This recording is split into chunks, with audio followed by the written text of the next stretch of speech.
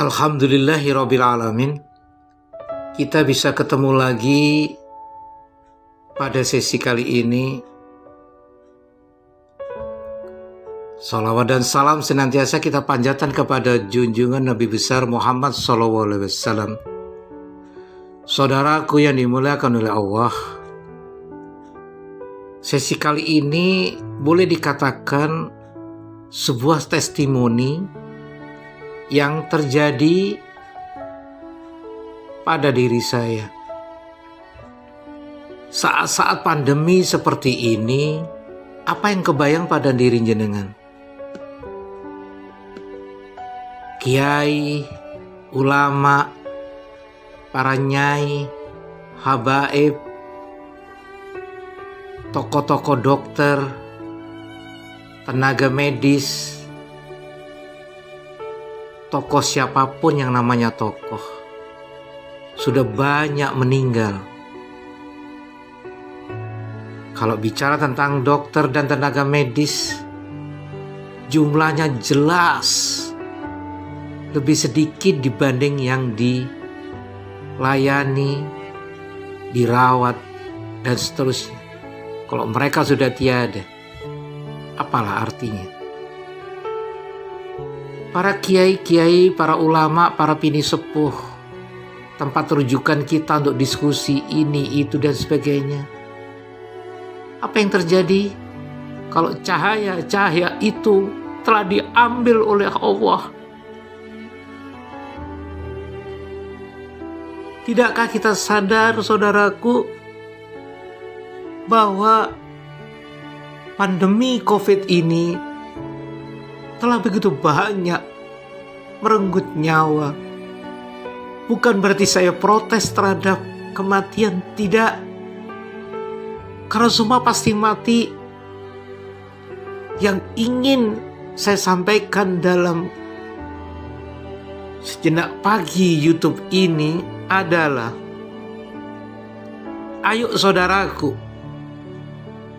bantu diri kita, keluarga kita, pemerintah untuk bisa tidak menambah lagi yang berjatuhan karena keteledoran kita. 2 malam saya bertarung saat saya dinyatakan reaktif. Itu sudah gak ada artinya semua. Kamar pengap, diisolasi. Tubuh makanan gak bisa masuk. Panas naik turun. Lalu diswab. Dan itu gak enak, saudaraku.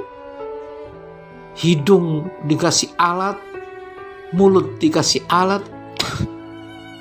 Ingin muntah, ingin serba gak enak semua. Tapi alhamdulillah, saat seperti itu saya masih ingat dan harus ingat Allah. Yang bisa saya lakukan istighfar dan sholawat.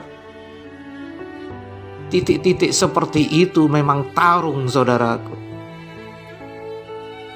Saya bukan cerita itu.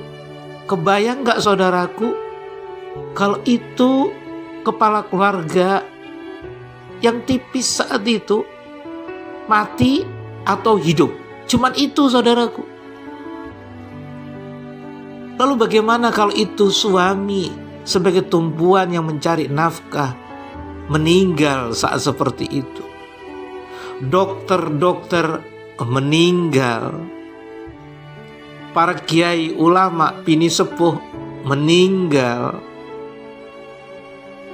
Lalu bagaimana ini semua? Maka tidak ada lain, saudaraku. Hari ini semua yang mendengarkan video ini, jaga kesehatan secara dalam bentuk dohir, masker pakai, protokol COVID ketat lakukan.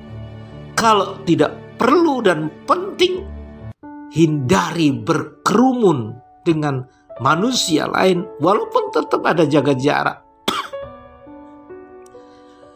Imun ditambah, saudaraku, vitamin C, vitamin E, probiotik, atau apapun yang jenengan bisa lakukan. Ada madu, ada jinten, ada jahe. Tapi jangan lupa, saudaraku, ada rohani yang harus dibenahi. Istighfar diperbanyak. Karena kita banyak dosa. Kita banyak dosa. Kita ini banyak dosa kepada Allah, kepada Rasulullah, kepada orang tua kita, kepada suami, istri, anak-anak kita, kepada pekerjaan kita, kepada tetangga kita, kepada apapun yang ada di sekitar kita. Istighfar, saudaraku. Istighfar bagi mereka yang masih hidup. Sholawat diperbanyak. Segera memberi, saudaraku, ilmu, harta, hati jenengan, selama itu masih bisa hidup. Mainkan rohani. Jangan tinggalkan Allah. Sholat. Jangan tidak mengingat Allah. Saya ngalami 2 malam, saudaraku. Tipis antara mati atau hidup. Jangan ada yang ngalami lagi. Secara rohani itu, lalu pasrahkan kepada Allah. Surat At-Talaq 65 ayat 2 dan 3. Siapa yang bertawakal kepada aku akan cukupkan. Pasrahkan total kepada Allah. Hidup mati itu urusan Allah. Maka saudaraku, secara dohir jangan diabaikan protokol ketat. Segera lakukan masker, cuci tangan kalau kita berwudu, sering-sering berwudu. Hirup di udara ke hidung, semprotkan lagi. Itu pun juga akan memberikan suatu kehidupan lebih baik lagi. Jaga imun, jaga hati, semuanya, saudaraku.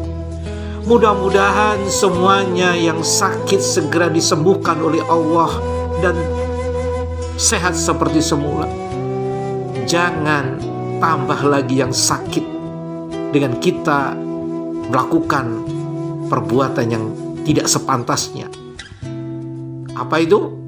Bermaskerlah, berwuduklah, jangan bergerumul kalau tidak penting.